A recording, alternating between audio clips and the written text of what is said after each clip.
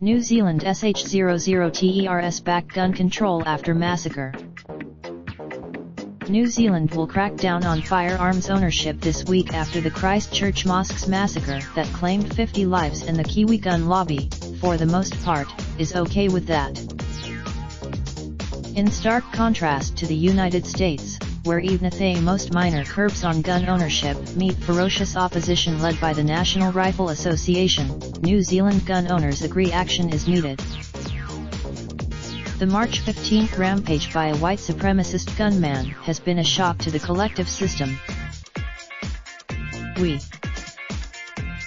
Prime Minister Jacinda Ardern's government announced an immediate ban on military-style semi-automatic rifles (MSSAs) after the shooting and will put laws to Parliament, formalising its action on Tuesday.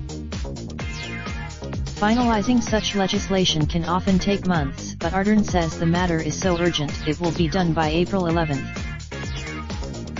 Further curbs, potentially including a gun register, tighter vetting, and stricter gun storage rules, are set to be passed by the end of the year. In a move that would be unthinkable in the United States, one of New Zealand's largest gun retailers, Hunting and Fishing, voluntarily stopped selling MSSAs and halted online firearms sales. New Zealand has its own National Rifle Association, but since the shooting, it has been at pains to point out it is a small sporting organization, not a wealthy political lobby group like its American counterpart. Another office holder has told media the New Zealand NRA is considering changing its name to avoid any association with the American body. On the surface, New Zealand and the United States share many historical similarities, but they have a fundamentally different attitude towards firearms. Both are former British colonies that fought bitter wars against indigenous populations and forged an individualistic frontier mentality. However, statistics highlight the difference. In 2016, New Zealand, with a population of about 4.7 million, had 9 firearms-related homicides. In the United States, population approximately 327 million, there were 14,415, more than 200 times the per capita rate as New Zealand. A privilege or a right? There are approximately 393 million guns in private hands in the United States, or 1.2 for every person, whereas New Zealand has about 1.5 million, or 0.3 per person. The New Zealand government believes there are 13,500 MSSAs in the country, while estimates put the number in the US at 15 million.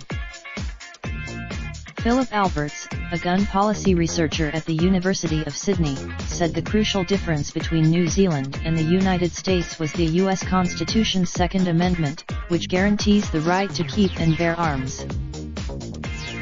Alberts, himself a Kiwi, said countries such as New Zealand viewed gun ownership as a privilege, while in America it was seen as an inalienable right.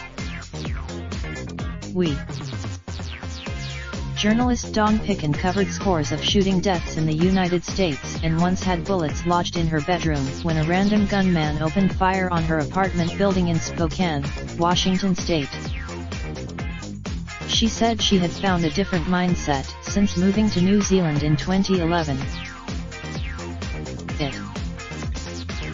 Semi-automatic rifles. However, like anywhere, New Zealand has a vocal fringe element. Tyrant. But former Police Minister Judith Collins had a blunt message for the US NRA and any other gun lobbyists who tried to inject themselves into New Zealand's gun control debate bugger. The difference in gun cultures has played out on social media since the Christchurch shooting. When a right-wing US website tweeted that armed